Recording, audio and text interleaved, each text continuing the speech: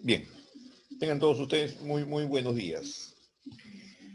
Muy buenos días y bienvenido aquí a nuestra plataforma Vanguard Room. El curso de esta semana es geometría y vamos a hablar sobre la introducción a la geometría del espacio. Cuando hablamos de geometría del espacio, descartamos por completo todas aquellas figuras planas como las que hemos venido observando, triángulos, cuadrados, rectángulos, trapecios, trapezoides, todas aquellas figuras que solamente estaban conformadas de dos dimensiones, largo y ancho, base y altura, ¿no? Entonces solo tenían dos dimensiones. Pero cuando entramos a la geometría del espacio, entonces ya vamos a ingresar con figuras de tres dimensiones, son tridimensionales. Ese avance tridimensional ha permitido también, ¿no? Ha permitido el avance tridimensional en los últimos años en cambiar la forma como se transmiten también las películas tridimensionales, como también las pantallas han cambiado de apreciación y dar una, digamos, una imagen más real. Uno cuando va, pues, cuando uno iba a ver una película, por ejemplo, generalmente hasta hace unos 10 años atrás las películas eran planas, solo eran dos dimensiones. Pero cuando hemos ido observando nuevas películas, estamos observando que hay un movimiento tridimensional. O sea, ¿a qué me refiero? Que puedes ver una persona adelante y puedes ver un movimiento detrás de ella, ¿no? De manera muy real. No es que vivas el momento, pero sí, gracias a la tecnología tridimensional y al uso de la geometría, esto se ha podido manejar de esta manera, ¿no? Entonces, veamos con estos conceptos básicos. Comencemos antes que nos venza un poco el tiempo. Veamos aquí. Nociones básicas, ¿no? Para poder hablar sobre los elementos geométricos y las figuras geométricas que vamos a trabajar, vamos a ver con las nociones básicas. Por ejemplo, mira, aquí tenemos dos figuras, una mostrada en el plano y la otra mostrada en el espacio. Como puedes observar, la figura en el plano solo tiene dos dimensiones. Sin embargo, la figura en el espacio tiene largo, tiene altura y tiene profundidad. Me refiero a lo siguiente, vamos a hacer uso de nuestra ayuda del Zoom y decimos acá lo siguiente. Mientras que nuestra figura, ¿no? Mientras que nuestra figura que mostramos acá tiene largo y ancho, solo tiene dos dimensiones para calcular su área, en la figura del espacio tenemos largo, tenemos profundidad, no le llamamos ancho, y tenemos una altura. Entonces tenemos tres dimensiones. Ah, ya. Eso significa que esta expresión sería 2D y esta expresión sería 3D. ¿Ok? Tridimensional. A eso se refiere. Entonces, ahora nosotros nos vamos a enfocar en los conceptos de figuras en el espacio. Pero como puedes observar, esta figura en el espacio, que es un cubo, tiene sus caras cuadrangulares o rectangulares. Si es un cubo, las caras son cuadrangulares. ¿Ya? Si es un cubo, las caras son cuadrangulares. ¿Ok? Entonces, si las caras son cuadrangulares o triangulares o pentagonales o hexagonales, entonces podemos hacer uso de los conceptos básicos de la geometría plana para poder darle explicación al comportamiento en las figuras de la geometría del espacio. ¿Ya? Entonces, no es que estén desligadas, ¿ya? No es que estén desligadas, guardan algún tipo de relación, ¿no? Y creo que mucha relación las figuras planas con las figuras espaciales. Veamos aquí. Vamos a ver, vamos a comenzar con los conceptos básicos, ¿no? Rectas y planos en el espacio. Nociones básicas. La representación gráfica mínima de cualquier figura es un punto, ¿no? Es un punto como lo que estamos observando acá. Y su notación es punto A. Notación, cuando tú escuches notación, se está refiriendo a la manera como se escribe, ¿no? ¿Cómo se escribe? Punto A. ¿Cómo se representa gráficamente? De esta forma. Entonces tenemos la notación, que sería cómo se escribe, y tenemos la representación gráfica de cómo se dibuja o cómo aparece en una hoja de papel. Veamos aquí. Observemos. Representación gráfica de una recta. Ah, ok. Una recta se representa gráficamente por la figura que estamos observando aquí. ¿Ok? Que es una línea recta que termina en cabezas de flecha, que terminan en cabezas de flecha, y le damos el nombre de L. ¿Qué significa esto? La notación sería recta L. ¿Ok? Mi notación sería la recta L. Y esta sería su representación gráfica. Ahora, no es la única forma de representar gráficamente una recta. Por ejemplo, podemos tener una recta y podemos marcar dos puntos. Decimos el punto A y el punto B. Entonces, en este caso vamos a hablar ya no de la recta L, sino de la recta AB, que bien se puede escribir como lo estamos observando acá, recta AB de manera textual, o bien lo podríamos representar de esta manera simbólica, AB con una cabeza de flecha, perdón, con una línea con doble cabeza de flecha, ¿no? Y eso nosotros lo conocemos dentro de nuestras bases geométricas, cómo se representa una recta. Punto y recta, entonces. Comenzamos el punto, luego comenzamos por la recta. Bien, ahora tenemos el plano. ¿Qué cosa es el plano? Ok, esta es la parte importante. Ya estamos ingresando a la parte de la geometría del espacio. En el plano, como puedes observar aquí en la figura, en este plano, tú vas a tener el punto A y el punto B. Y por ese punto A y B en el plano, si tú unes esos dos puntos, puedes encontrar una recta, de tal forma que la recta AB pertenece al plano. Entonces, si la recta AB pertenece al plano, significa que el punto A también pertenece al plano y que el punto B también pertenece al plano, ¿no? Repito de nuevo, si la recta AB pertenece al plano, entonces cualquier punto ubicado en esa recta también va a pertenecer al plano, y eso lo estamos observando. Notación, ¿cómo se denota un plano?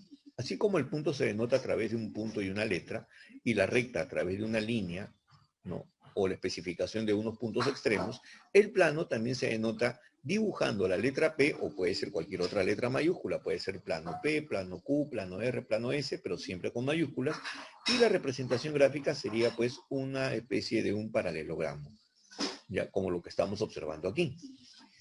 Bien, entonces ya tenemos algunas figuras básicas que son punto, recta y plano. Ok, determinación de un plano. ¿Cómo determinamos un plano? ¿Qué cosa significa determinar? Determinar un plano significa encontrar un plano, dibujar un plano, construir un plano, o cómo podemos nosotros aceptar la presencia de un plano. Decimos, un plano P queda determinado en uno de los 4 casos. O sea, hay 4 cosas que me pueden determinar un plano. Comencemos con la primera. Primer teorema que me permite determinar un plano. Si nosotros tenemos 3 puntos no colineales, acuérdate bien, cuando hablamos de puntos no colineales, significa que son puntos que no están en una misma línea. Ah, ya. Si tengo 3 puntos no colineales y nosotros unimos esos puntos, ¿no? Unimos esos puntos de alguna manera, mira, unimos esos puntos, entonces se va a formar aquí una figura. Claro, esa figura nosotros la conocemos. Es un triángulo, ¿de acuerdo? Pero al mismo tiempo que es un triángulo, es una figura plana. Por lo tanto, esta figura será un plano. Ah, ya, pero no se determina así, pues, ¿no? El plano se determina así. Ok, entonces como el triángulo es una figura plana, porque ha sido determinada por estos puntos, ¿ok? Entonces, la figura que está detrás, sobre la que está debajo del triángulo, se llama plano. Ah, ya. Quiere decir de que para poder determinar un plano, ¿qué necesitamos? 3 puntos no colineales. Ah, perdón, una consulta. ¿Y tienen que ser necesariamente 3 puntos no colineales? Por supuesto que sí tienen que ser necesariamente 3 puntos no colineales. ¿Por qué? Porque si tú pones los 3 puntos colineales, entonces colineal significa que están todos sobre una misma línea. Y esto nunca te va a determinar un plano, porque unirlos te va a generar un segmento o una recta. Entonces, para que sea plano, los puntos tienen que ser no colineales, ¿no? Primer concepto de la figura de un plano. Segundo teorema. Ah, una cosa, vamos a fortalecer este concepto también. Dice, si ABC son puntos no colineales, entonces ABC determinan el plano P. Ah, ya. Para determinar un plano, ¿qué necesitamos? 3 puntos no colineales. Que quede claro, para determinar un plano, ¿qué necesitamos? 3 puntos no colineales. Continuamos. Veamos acá. Segundo teorema, para poder determinar un plano. Una recta y un punto que no pertenece a ella determina un plano. Y eso es verdad. ¿Y sabes por qué te digo? Mira, acá tenemos una recta L y un punto que no pertenece a la recta, un punto que puede estar por cualquier parte. Y me dicen que determina un plano. Claro. Y eso, ¿cómo puedo especificar o cómo puedo demostrar que eso es verdad? De una forma muy sencilla. Observa aquí.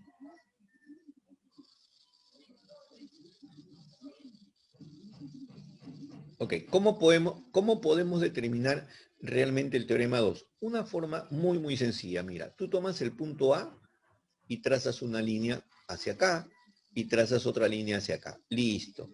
¿Qué se habrá formado? Un triángulo. ¿Y un triángulo qué cosa es? Una figura plana. Y una figura plana solo puede estar sobre un plano. Ah, ya. Entonces, para poder determinar un plano, ¿qué necesito? Una recta y un punto que no pertenece a la recta, ¿no? De esa manera puedo formar un plano. Entonces ya tengo dos teoremas. Un primer teorema es ¿cómo queda determinado un plano? Por 3 puntos no colineales. ¿Qué otra forma puedo determinar un plano? Teniendo una recta y un punto que no pertenece a la recta. Es otra forma que determinamos un plano. Donde A no pertenece, mira, acá se lee así, A no pertenece a la recta L y A y L determinan el plano. Estamos concluyendo con eso. Veamos este teorema número 3 para fortalecer los conceptos. Otra forma de poder determinar un plano. Si nosotros tenemos dos rectas secantes, o sea, dos rectas que se cruzan, estas determinan un plano. ¿Y cómo es que determinan un plano? Ah, muy bien, mira, ve. Tú tomas un punto cualquiera de una recta y lo unes. Ah, mira, ve. Fíjate lo que está formando, un cuadrilátero. Y un cuadrilátero es una figura plana. Y por lo tanto, dos rectas que se cruzan, si uno cualquier punto de las rectas, me va a formar una figura plana y esta figura plana estarán sobre un plano. Ah, ya podemos hacer que esta figura crezca más todavía. Entonces me puedo dar cuenta que ambas rectas que se cruzan estarán sobre un plano. Ok. Conclusión. Para poder determinar un plano, necesitamos 3 puntos no colineales. Primera forma. Segunda forma, es suficiente tener una recta y un punto exterior a la recta. También de estas dos formas puedo generar un plano. Otra forma de generar un plano, tener dos rectas secantes que se cruzan en un punto. También determina un plano. Dice, si L1 intersecta a L2 en el punto P, L1 intersecta a L2 en el punto P, ojo, intersección, o sea que se cruzan en el punto P, entonces L1 y L2 determinan un plano. Listo, estamos fortaleciendo, mire, el concepto del plano. Ya tenemos 3 formas en cómo se pueden determinar un plano. Veamos acá. Ok, cuarto teorema. Listo. Dos rectas paralelas determinan un plano. Y es verdad, pues, ¿no? Porque si nosotros tomamos un punto en una de las rectas y lo unimos con el otro, y tomamos otro punto y lo unimos, entonces la figura que se estaría formando es un plano. Eso me estaría llevando a la conclusión que también para poder determinar un plano es suficiente y necesario tener dos rectas paralelas. Repasamos desde el comienzo. Un plano se determina si tengo 3 puntos no colineales. Un plano se determina si tengo un punto y una recta, ¿ok? Exterior al punto, o el punto exterior a la recta. También, estas dos figuras me permiten determinar un plano. Otra forma de determinar un plano, dos rectas secantes que se cruzan en el punto P. Entonces, si tomo algunos puntos sobre la recta y estas las uno, estas formarán un plano. Si dos rectas son paralelas, ¿no? Entonces, estas dos rectas también me van a determinar un plano, como lo que acabamos de ver hace un momento. Si unimos los puntos, ¿no?, de las rectas paralelas, se van a formar figuras que pueden ser triángulos, cuadriláteros. L1 es paralelo a L2, entonces L1 paralelo a L2 determinan el plano. Vamos entonces un poco más allá con nuestros conceptos. Por ejemplo, ¿qué significa posiciones relativas de dos planos? Vamos a suponer que nosotros tenemos dos planos y estos planos son paralelos, ¿ya? Son planos paralelos. Es algo así como los anaqueles en nuestros roperos, ¿sí? O los lugares donde nosotros guardamos las cosas, son planos paralelos. Por ejemplo, un bibliotecario donde colocamos nuestros libros, cuadernos, ¿ok? Sobre donde se colocan los libros, estos son planos, son maderas y están paralelas. Porque si no estuviesen paralelas, ojo, mira la construcción, qué importante la geometría aquí. Si esos estantes no fuesen paralelos, ¿no? Si existiera algún desnivel en uno de ellos, ¿no? El no construirlo con exactitud va a hacer que cuando coloquemos las cosas, todas estas inclinen hacia un lado, haciendo que ese mueble se descuadre. Por ejemplo, si elaboran una cómoda, un ropero, y este ropero tiene cajones, y estos cajones no están paralelamente bien distribuidos, ¿qué es lo que va a suceder? Que cuando guardes cosas en esos cajones o en esos anaqueles, al no estar de forma desnivelada, entonces el peso de las cosas que tú vayas a colocar van a inclinar el mueble hacia un lado.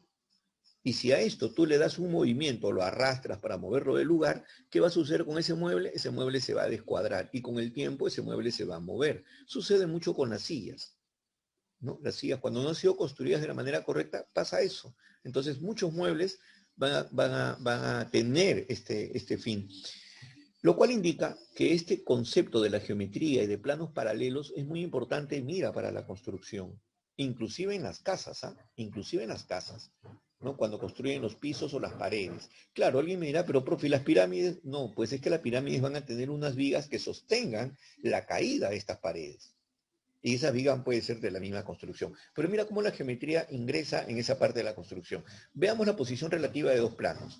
Dice, posiciones relativas de dos planos, planos paralelos. Dos planos son paralelos o paralelos entre sí cuando tienen un punto común, es decir, no se intersecan. Cuando no tienen un punto común, o sea, no se intersecan. Mira, ve, estos planos son paralelos. El plano P no se interseca con el plano Q o la intersección es un vacío, o sea, no se cruzan. Entonces son planos paralelos. Son planos paralelos. Ah, una consulta. Y voy a adelantarme algo. ¿Y qué pasa si trazamos una recta? Trazamos una recta, ojo, trazamos una recta de tal forma, escúchame bien aquí, de tal forma que esta recta corta el plano P en un ángulo de 90 grados. Entonces te pregunto, ¿en el plano Q también lo cortará en 90 grados o no? Claro que sí. Eso va a suceder, ¿por qué? Porque son planos paralelos. Ah, ya, primera observación que estamos haciendo para la resolución de nuestros ejercicios. Bien, continuemos con el concepto. Planos secantes. Ah, ok. Hablar de planos paralelos o planos secantes es muy similar a decir rectas paralelas y rectas secantes.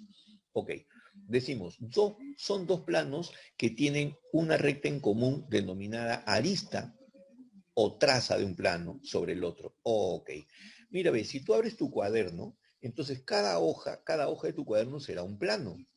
Ok, cada hoja de tu cuaderno será un plano. Y la parte central del cuaderno sería la arista o la recta que une estos dos planos. Esa recta que une los dos planos se llama arista. Ah, ya, ojo aquí. Cuando es una figura plana, estos se llaman lados. ¿Ok? Pero cuando la figura, ojo, la figura ya no es plana, sino la figura es, digamos, a ver, dibujemos, por ejemplo, algo así. Observa, mira lo que va a suceder aquí, ¿ah? Mira lo que va a suceder, mira. Ajá, listo.